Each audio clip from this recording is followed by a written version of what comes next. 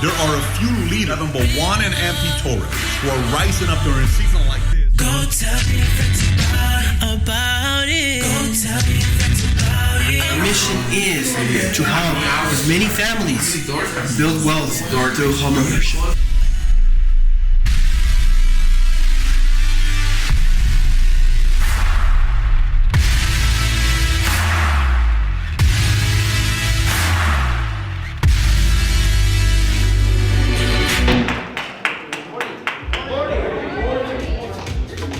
Good morning.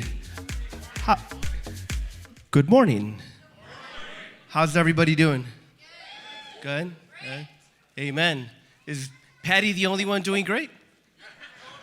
So let's try this one more time. How's everybody doing? Yeah?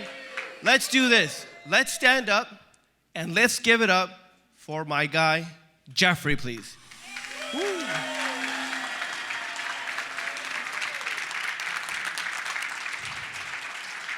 Thank you, brother. Thank you.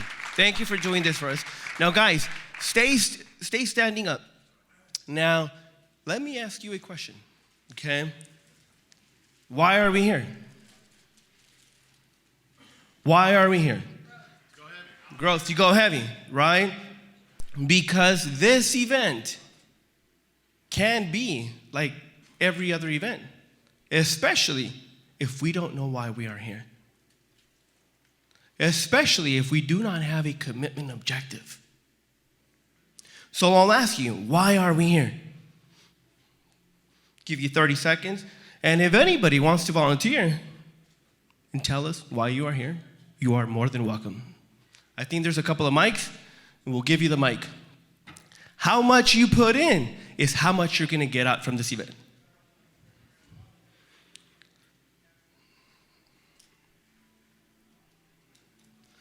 Okay, so there's a hand up there.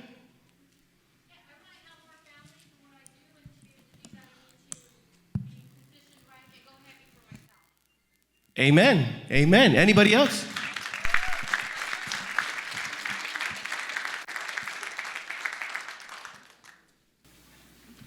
My name's Brian, and definitely want to surround myself with other people that want to get better. Because at the end of the day, like, we elevate each other. So. Mr. Welch.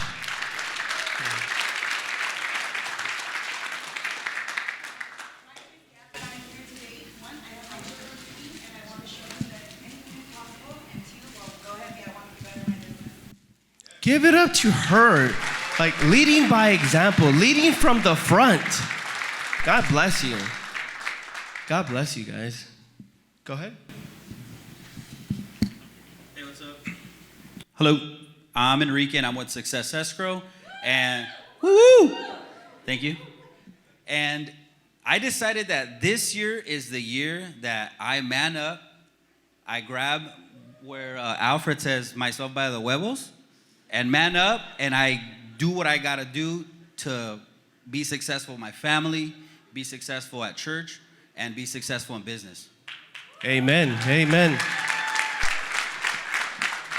Ralph, I can go on all day. I don't know how much time I got, okay? But I can go on all day. Anybody else?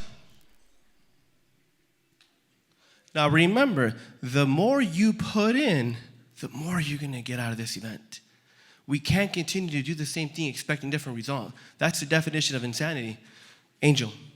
You know, for all of us, if we have an open mind, when we sit here and we hear the message that each speaker is going to give us, when we get back to the office, truly, this will be your year, 2023. And I've heard you speak in the past. I think with the message you're going to give right now, it'll be impactful to everybody. Amen. Amen.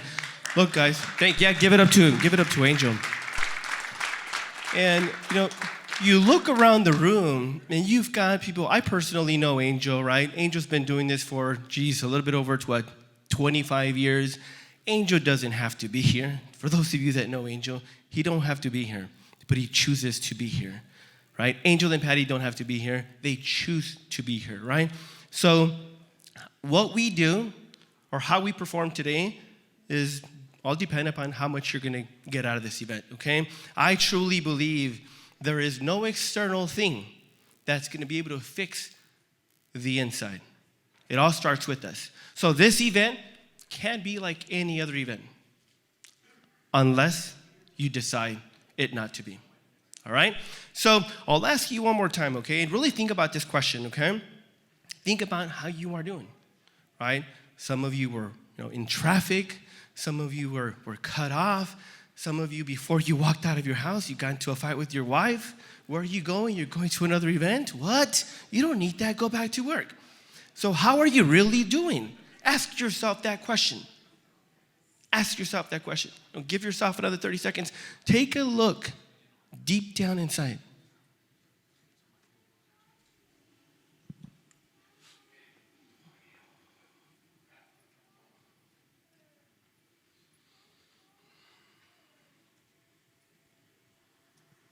Cool.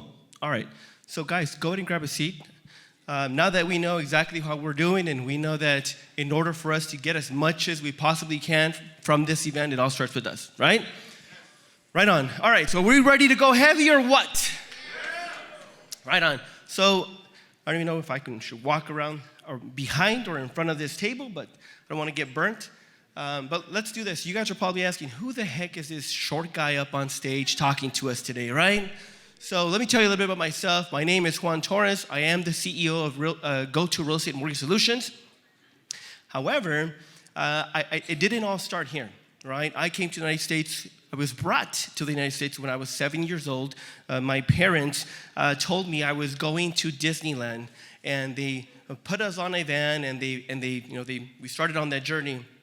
I then grew up in the United States of America, and would go to work with my parents, in which, by the way, my parents did a fantastic job raising 7 kids. So 5 boys and 2 girls. They did a fantastic job.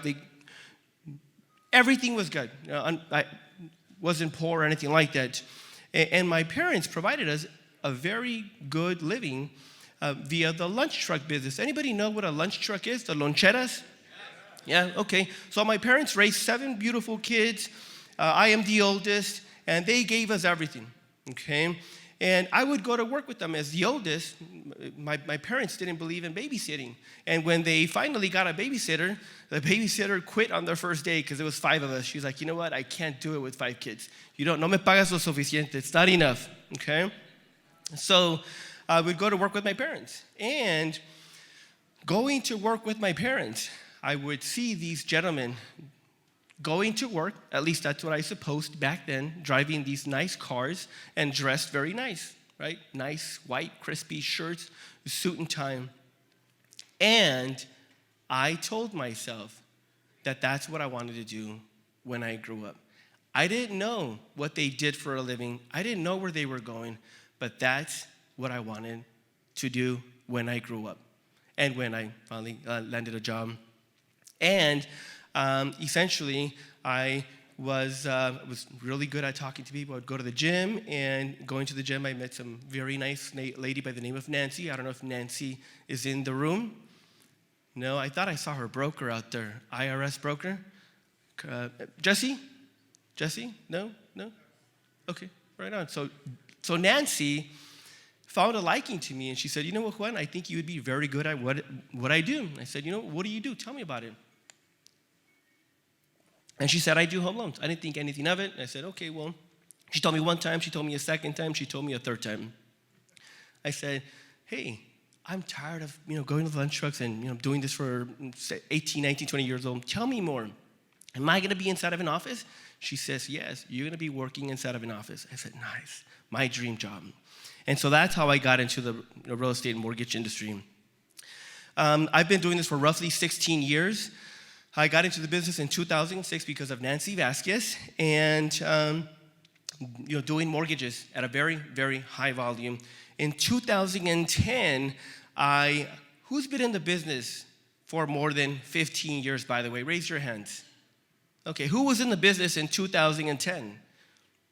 For those of you that were in the business in 2010, the mortgage industry reformed, right? That's when, in order for you to do home loans, all you needed was a Department of Real Estate license, and you can do whatever you wanted. And you probably didn't even need a license back then. But in 2010, the Dodd-Frank reform came out, and then they required every single loan officer to have an NMLS. That was probably one of the toughest time for me because my wife was pregnant. I had to still produce, and I then still had to study to take my test. So anybody read that book, Obstacle is the Way? It's a great book. So obstacle is the way. I simply just put my head down and passed my test the first time. Unlike my Department of Real Estate test, took it like 7 different times, and then I passed it. But I was younger, right? I wasn't very much serious. So in 2010, the mortgage business reform changed forever. I personally believe that that was the best thing that could have ever happened in the mortgage business. And for those of you that were in the business back then, you had to declare yourself as a certain type of a loan officer. And in that case, so what that meant was that whatever type of a loan officer you were or you declared yourself, you were going to make the same thing on a per file basis. So during that time, my life changed. In 2010, that was the first time that I hit over 6 figures, okay? Now, then 2012, 2014, my wife and I decided to go on our own. We did our own thing. That second year, 2015, of being independent, we finally hit 6 figures and have been ever since then. But I'm going to share with you guys, but the reason why I'm sharing this with you guys is because it's not about how much you've made. It's not about any of that stuff or how many families you've helped. But what helped my wife and I get through those times? Who's tired of wearing masks, by the way? I almost didn't recognize any of you guys because you guys weren't even wearing masks. I was so accustomed seeing you guys wearing masks, right? So who liked or who enjoyed wearing a mask back then? Nobody, right? Because it was forced upon us, right? Nobody likes to be forced to do anything, right? Beautiful thing about, especially USA, is that you have a choice, right? And when somebody imposes you to wear something, you just don't like that, right? So I came up with this acronym, MASK, M-A-S-C. And little did I know that all this time, I was wearing a mask. The good thing about this mask was that it was invisible. And I talked about this during my last event. Well, I'll share with you, MASK is an acronym for what I believe that in order for you to succeed in any business moving forward, you're gonna have to be wearing a mask. So let me get a feel for the room. How many of you guys are in the real estate game? Okay. Mortgage, real estate? Okay, so real estate. What else? Solar business? Construction business? All right, very cool. So yeah, look, if you've been in the business for less than 10 years, it's you're in for interesting times, because if you've been in the business for less than 10 years, all you know is that properties only appreciate, okay? This is your first time going through a down market. All you know is that properties sell within 24 hours of you putting the property on the market. And chances are, all you know is that properties sell $150,000, $200,000 above asking price. But the truth of the matter is that that's not normal. The truth of the matter is that this is a normal market right now, right? 1.99, 3% interest rate is not normal. That is not normal, all right? So in order for you to succeed moving forward, you've got to be wearing a mask. And mindset, accountability, strategies, and consistency. But let me talk to you a little bit about mindset, okay? I was on a phone with somebody yesterday, and this was a gentleman that had already been in the business for quite some time. And he calls me, and he says, "Hey, JT, how you doing?" I said, "I'm doing fantastic, man, but I'm in the middle of something. How can I help you?" "No, you know what? I just wanted to bounce a couple of things from you." I said, "Okay, well, talk to me." "Well, I'm getting ready to sell my business, and this is what I'm up to. And let me ask you, how are you doing? Like, are you tired of the mortgage business? What's going on with you? Because times are tough, I bet, right?" And I said, "No, dude, I am not tired of the mortgage business. It was my dream to have a job like this. I drive to work in a nice car. I dress up every day. So no, dude, I ain't tired," right? So our mindset's got to change in order for us to thrive going forward. All about mindset. Who got stuck in traffic this morning? traffic. I was stuck in traffic. I mean, imagine if you would have, came into this hotel and been all pissed off. Good luck, right?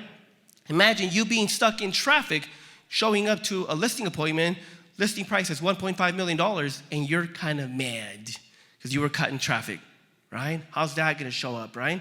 So you've got to have the proper mindset to succeed moving forward, right? And on top of that, you've got to be held accountable.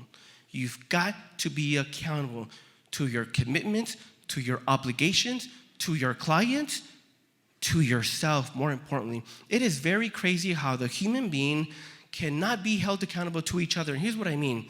If you say you're going to go to the gym, but you decide, you make the decision that you don't, that's totally okay. But all of a sudden, you make a bet with one of your buddies, and you make yourself go to the gym because you do not want to let your friend down. Ain't that crazy? You'll let yourself down, but you won't let your friend down because there's money on the line. That sucks. And chances are there's only 20 or $100. So you're putting a sign, money sign, in front of what it's worth to you, right? So I truly believe that you owe it to yourself, and I truly believe that you've got to be held accountable to yourself. On top of that, strategies. You've got to have strategies moving forward in whatever market, especially in this market. I'll give you an example very quick. Now, you think someone that has a house for sale all of a sudden comes back to you and says, hey, Juan, hey, Juan, I think I don't want to sell my house anymore because it's paid off and it hasn't sold over 60 days. I think I want to take the property off the market. But if you have good strategies for that client, I think he can do much more with that cash than with that property he's had for over 30 years collecting a certain amount of money. So you've got to have proper strategies. And on top of that, you've got to be held, you've got to be consistent. Mindset, accountability, strategies, and you've got to do that over and over. Now, guys, consistency is key. Consistency is key. You can't expect to go to the gym for one day, come back, look at yourself in the mirror. Do I have a six-pack? No, I don't have a six-pack. Shit, I ain't going to the gym anymore. No, it don't work like that, right? It takes time. So mindset, accountability, strategies, and consistency. And guys, I'm sharing this with you guys because that is what helped me get to where I am 16 years later. I hope you guys found this of value, and I hope you enjoyed today. Thank you, guys.